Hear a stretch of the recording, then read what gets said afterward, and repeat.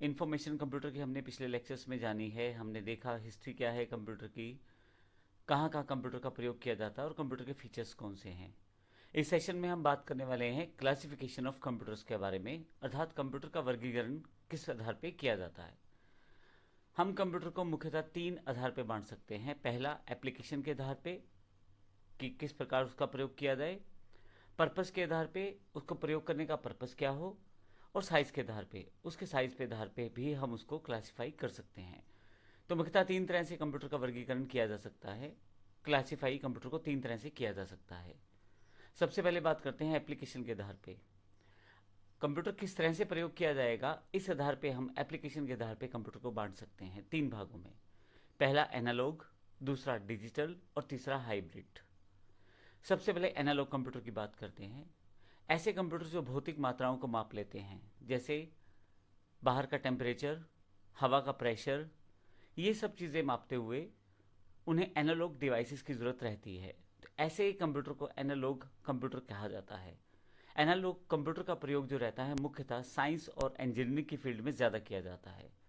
उसका रीज़न ये है कि कंप्यूटर ये जो अनुमान प्राप्त करते हैं, जैसे हवा का प्रेशर है या टेम्परेचर है बाहर, उन सब के लिए उसे साइंटिफिक इंस्ट्रूमेंट्स का प्रयोग भी करना पड़ता है। इसका एक एग्जांपल एक पेट्रोल पंप पे लगा हुआ एनालॉग कंप्यूटर, जिसमें पंप से निकलने वाले पेट्रोल की मात्रा को बताया जाता है। उसको वो लीटर में कन्वर्ट करके आपको स्क्रीन पे दिखा देता है, और फाइनली उसके साथ प्राइस जुड़ा होता है, तो नीचे की तरफ प्राइसिंग भी कैलकुलेट करके खुद ही बता देता है।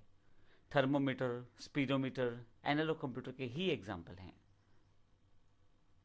दूसरा जो एप्लीकेशन आधार पे कंप्यूटर है वो है digital computer. Digital computer high speed programmable computer है, जो आजकल हम लोग प्रयोग भी करते हैं। जैसे मैथमेटिकल कैलकुलेशंस को करना है अगर हमें, तो हमें डेटा और इन्फॉर्मेशन का प्रयोग करना पड़ेगा। ऐसे केस में डेटा और इन्फॉर्मेशन को स्टोर किया जा सकता है। जब कोई कमांड या इनपुट दिया जाता है तो वो उस डेटा और इन्फॉर्मेशन को मशीन लैंग्वेज में कन्वर्ट कर देते हैं। मशीन लैंग्वेज यानी कि बाइनरी लैंग्वेज, 0 1 से बनी हुई लैंग्वेज रहती है, इसीलिए इसे बाइनरी सिस्टम भी कहा जाता है इस लैंग्वेज को। आज के युग में जो डिवाइसेस चलती हैं, जैसे डेस्कटॉप कंप्यूटर, पर्सनल कंप्यूटर यानी कि आपका पीसी, लैपटॉप, मोबाइल, ये सब डिजिटल कंप्यूटर के एग्जाम्पल्स हैं, जहाँ पे आपको डिजिटली इंफॉर्मेशन को प्रयोग करके दिखाया जाता है। आपको इनपुट दें, उस पर कंप्यूटर कार्य करेगा या मोबाइल कार्य करेगा आपका, और वापसी पे आपको उसका आउटपुट देगा। तो ये बेसिकली डिजिटल कंप्यूटर का एग्जाम्पल है। क्लासिफिकेशन ऑफ कंप्यूटर में एप्लीकेशन के आधार पे तीसरा जो कंप्यूटर रहता है वो रहता है हाइब्रिड कंप्यूटर। हमने एनालॉग कंप्यूटर देखा, डिजिटल कंप्यूटर देखा, हाइब्रिड कंप्यूटर इन दोनों का मिला जुला रूप है। यह एनालॉग कंप्यूटर की तरह भौतिक मात्राओं को मापेगा, फाइनली उन्हें नंबर में चेंज करेगा, और डिजिटल कंप्यूटर की तरह फिर से डिजिट्स के रूप में कंप्यूटर तक ले आएगा। उसके पश्चात उस डेटा को हम प्रयोग करते हैं। तो एक तरह से दोनों की विशेषताएं इसमें शामिल रहती हैं। इनपुट प्राप्त करना एक एनालॉग कंप्यूटर की तरह, और डेटा प्रोसेस करना एक डिजिटल कंप्यूटर की तरह।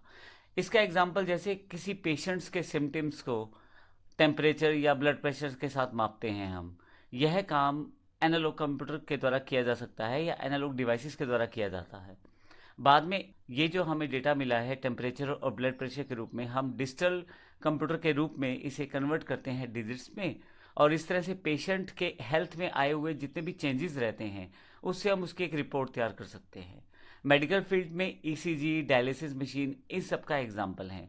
तो इसका अर्थ ये हुआ कि पेशेंट से जो जानकारी ली गई वह एनालॉग आधार पर ली गई, जैसे उसका ब्लड प्रेशर मापा गया या उसका टेम्परेचर चेक किया गया। फाइनली उस डेटा को कंप्यूटर तक एक डिजिट्स में कन्वर्ट किया गया, जो डिजिटल कंप्यूटर का पार्ट रहता है। उसके पश्चात पेशेंट्स की एक रिपोर्ट तैयार की गई और एक डेटा को एनालाइज किया गया। हाइब्रिड कंप्यूटर इन कार्यों को बड़ी आसानी से कर पाता है। तो ये था हमारा पहला एप्लीकेशन के आधार पे कंप्यूटर का क्लासिफिकेशन। अगर हम कंप्यूटर को पर्पस के आधार पे क्लासिफाई करें यानी कि बांटे, तो फिर हमारे पास दो तरह के कंप्यूटर रहते हैं, जनरल पर्पस और स्पेशल पर्पस।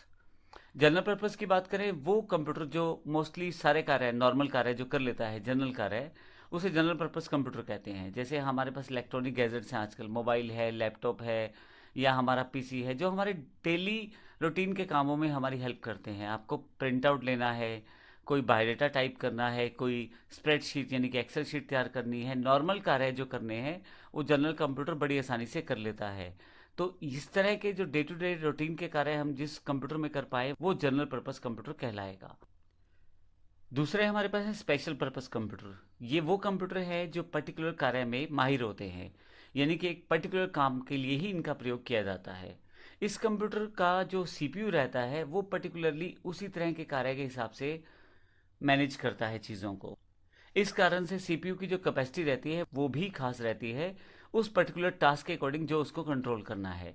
जैसे ट्रैफिक सिस्टम को कंट्रोल करना है तो उसका जो सीपीयू रहेगा वो अलग तरह का बिहेव करेगा और अलग कैपेसिटी का रहेगा। एग्रीकल्चर के प्रोडक्ट्स यूज़ करने हैं किसी जगह पे तो उसके लिए सीपीयू अलग तरीके से बिहेव करेगा, लेकिन उसके लिए अलग कैपेसिटी इस्तेमाल की जाएगी। इस तरह से इंजीनियरिंग में जो प्रयोग किए जाते हैं कंप्यूटर, उनके जो कैपेसिटी या उनका जो प्रोसेस का तरीका होता है वो डिफरेंट होता है। तो ये पर्टिकुलर चीज़ें जो हम लोग करते हैं उसके लिए प्रयोग किए जाने वाले जो कंप्यूटर रहते हैं उन्हें स्पेशल पर्पस कंप्यूटर कहते हैं। रिसर्च में, वेदर फोरकास्टिंग में, इन सब जगह पे, स्पेस साइंस में स्पेशल सीपीयूज को प्रयोग किया जाता है जिनका कार्य एक स्पेशल तरह की टास्क को परफॉर्म करना है।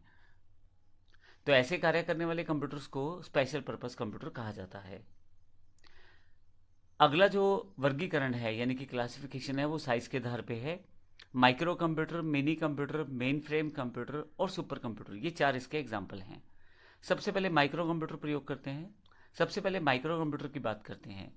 टेक्नोलॉजी में जब से इंटेल कंपनी ने माइक्रो प्रोसेसर्स प्रयोग करने शुरू किए हैं या हमें मिले हैं तो उसके पश्चात से हमारे माइक्रो कंप्यूटर बड़े इंपॉर्टेंट हो गए हैं।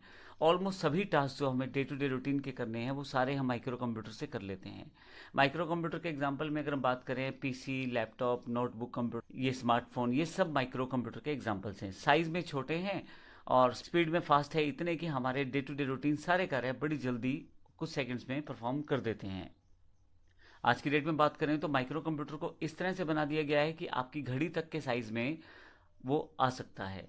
तो इस तरह से ये माइक्रो कंप्यूटर का हमारा पहला क्लासिफिकेशन है साइज के आधार पे। लेकिन अगर थोड़े से बड़े कंप्यूटर की बात करें तो मिनी कंप्यूटर बन जाएगा।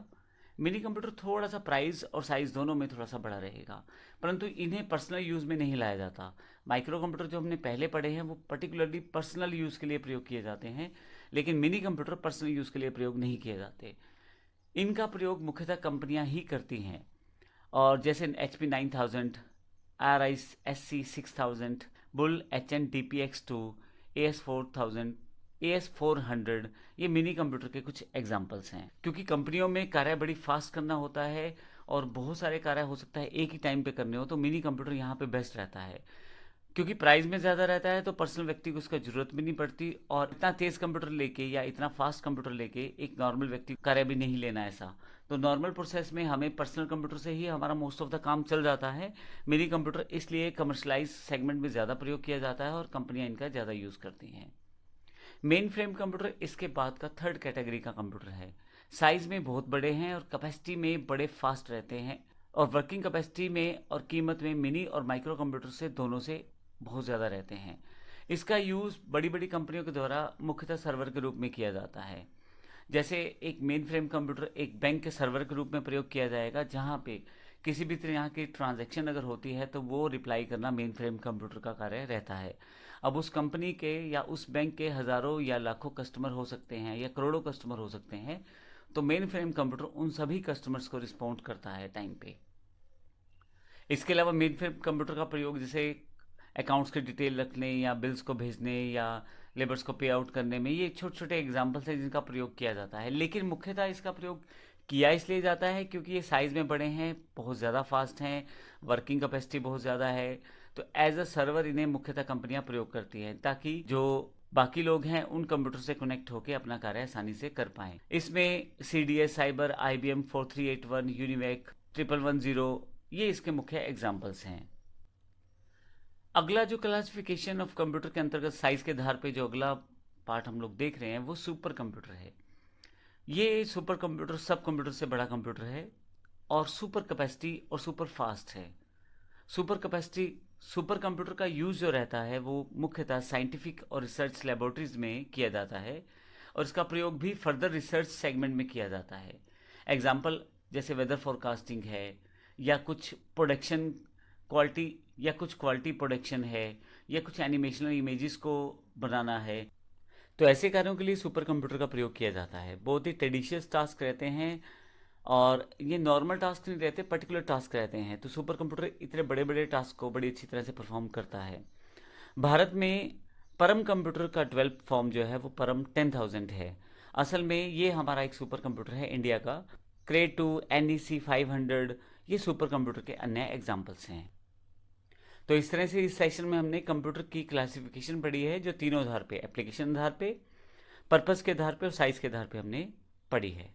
धन्यवाद।